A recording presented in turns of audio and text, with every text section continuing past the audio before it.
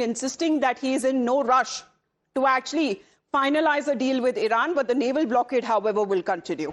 Now, Iran has been asserting maritime control. Iranian media has come out to share footage of the siege ships and has been now talking about, as far as they have been claiming, that there are several vessels that have been intercepted and seized by the IRGC, and the ships have been moving into Iranian territorial waters. And Tehran has been projecting control over the Strait of Hormuz shipping lanes. So, Mayank, this is something when the news reports were also coming in on part of the U.S. naval blockade. Over, 35 ships have been asked to turn back or to return. On part of IRGC, it has also been seizing ships.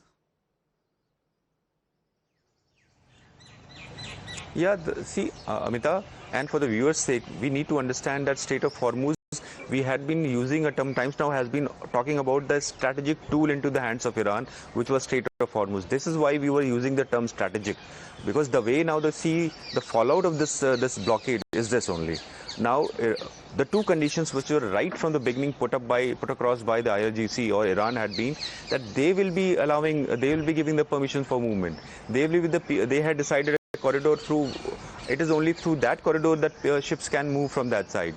What we also need to signify is that it is not only Iran which was exporting fuel, energy, gas, or fertilizer products from that side. Saudi Arabia, Oman, Qatar. I mean, all these there are other more countries, Kuwait. So it had blockaded. I mean, rest of the people are finding ways and other means to export things, but primarily this was the passage.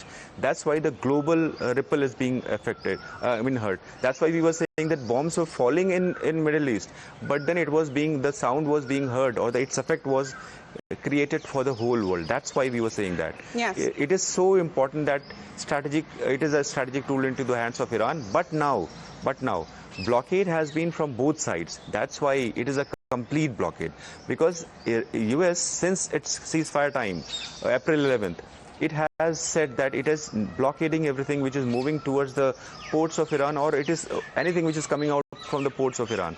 This is what nuclear blockade, as far as US is concerned, has done. They had moved more warships, and recent was the missile frigate, missile destroyer, which has been moved in. Yes. This is how the positions have got hardened. But Iran is sending proposal because that will be seen as a positive move.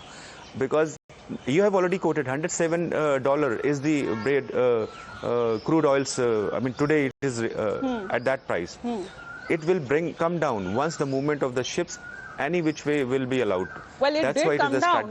Below the $100 barrel per mark, and this seems to be when the ceasefire was announced. But this is now coming at a time when the ceasefire has been announced, but there is still uncertainty. Has the war really ended? Because right from Operation Epic Fury, it has now turned into Operation Economic Fury. Let's, in the meantime, also talk about Abbas Araghchi. He's been on the move. We are talking about the